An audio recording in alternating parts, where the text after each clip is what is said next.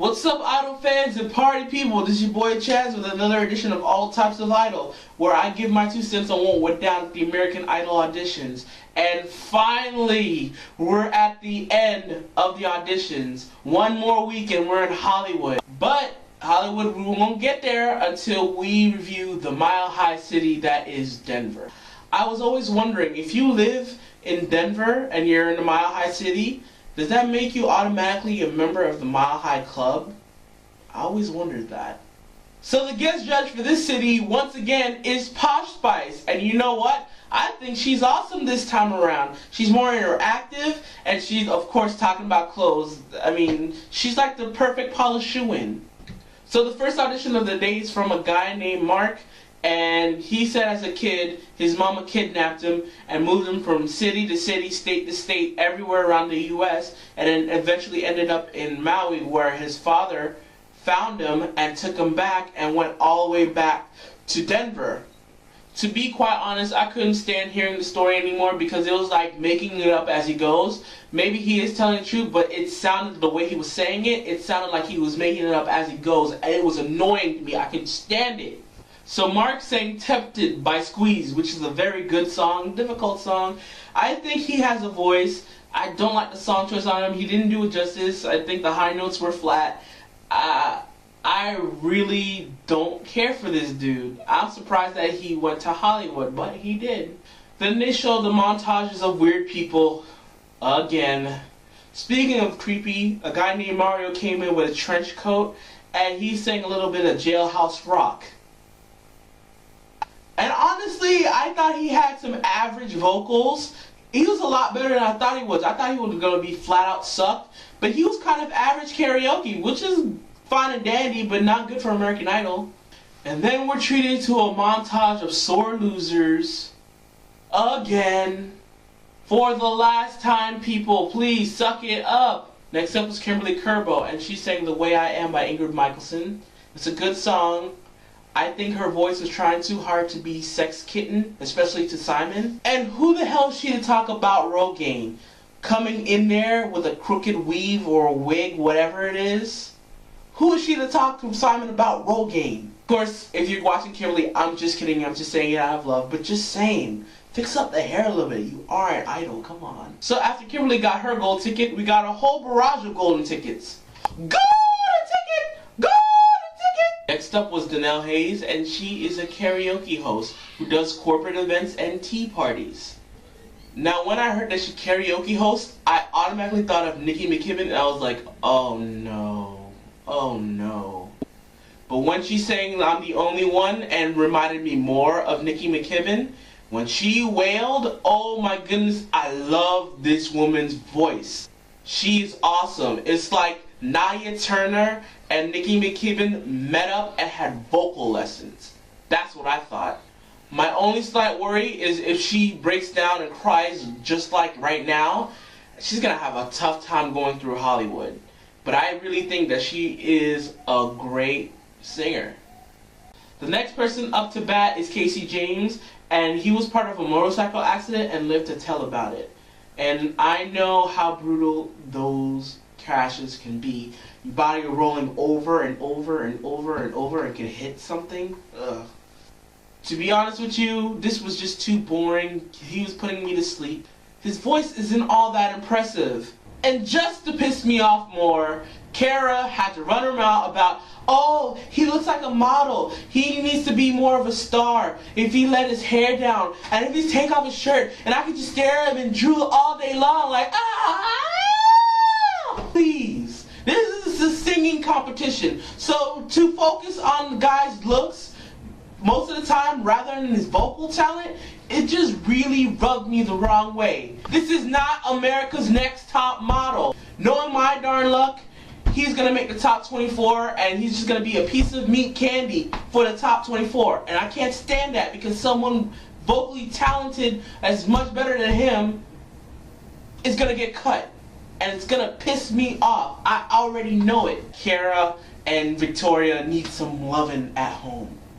And I really can't fault Casey for that much because Kara keeps pushing him to be this sex symbol, and I don't want that of any of the contestants. I want them to show their artistry through their songs. Be a star in that sense. We'll work on image later on, but right now I want is good vocal talent. And I'm sorry, Casey, I don't feel you're at that level, at least with the audition. Hopefully you prove me wrong in Hollywood because you're going there no matter what I say anyway. Last up was Tori Kelly, and I'm sorry, did she bathe in Cheetos? Is that why she's all orange? So she's in a posse with young kids that are family friends. At first, I really thought that girl was her daughter, and I realized Tori's only 16?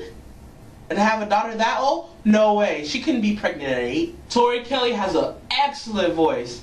Too bad she sang a sucky song choice. Now, I do like John Mayer. He's a great artist, but he's a better guitarist than he is a vocalist. So all in all, I really think that Tori has to be careful of picking the right songs, because I think the wrong song choice is going to kill her in Hollywood.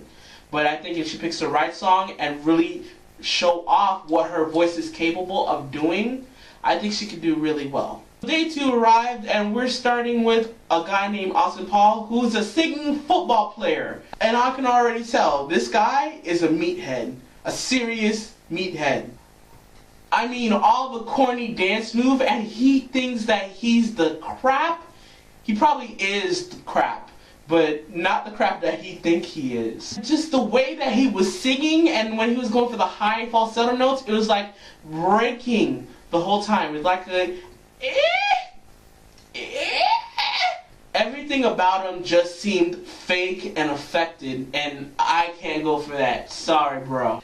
Next up was Kenny Everett, and he said that Mary J. Blige is one of his inspirations. So lucky that he wasn't in Atlanta and sang this in front of Mary, because Mary would have had a fit.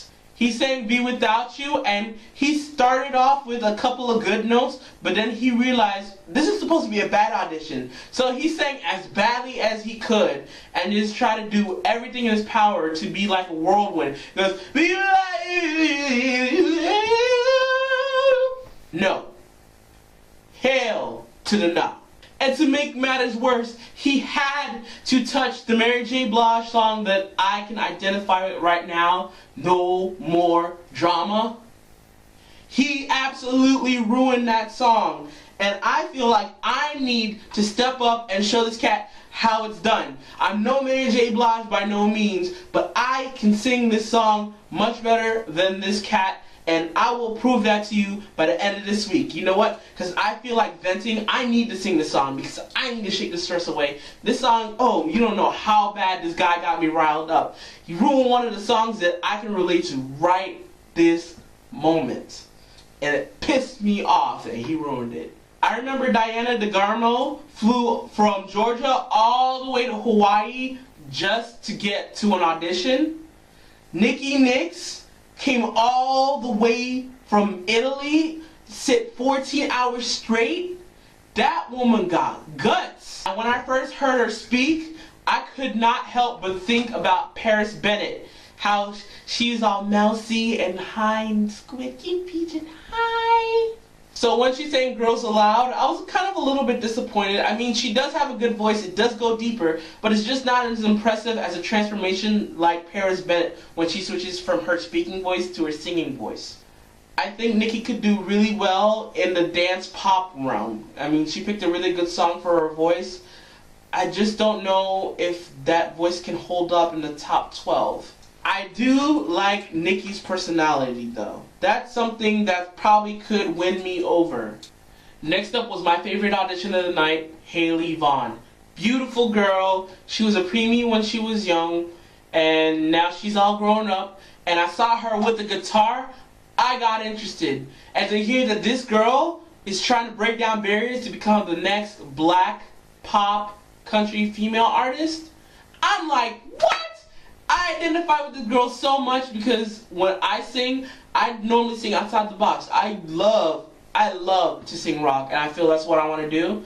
So I'm glad that she's breaking outside the box. Already, me and her have a good connection. I'm liking her a lot. So when she sang Last Name by Carrie Underwood, She sold me. I thought she did a good job. I really think that if she played her guitar though, I really think magic's gonna turn on. She has something there that's unique. I love that about her. She's a good spirit. Trust, if this girl makes the top 24, I can definitely see myself latching onto her as a favorite. And the fact that she is cute, and I think that she has the makeover, oh my goodness, I'm gonna be smitten. Okay? You get it from me, alright? I fell in love, okay? Ty Hemmerling, bless this guy's heart. He had the nerve to walk in there in a pink and yellow bikini. And after seeing that, I had to bleach my eyes for 2 hours. I did not need to see all that. So what do we learn in Denver? Please leave the bikinis at home. There's no need for it. It's gonna make you look like a joke, no matter if you're a girl or a guy. Next week, Ellen joins the panel. I can't wait for Hollywood Week. It's gonna be awesome. So until next time, love, peace, chicken grease, y'all.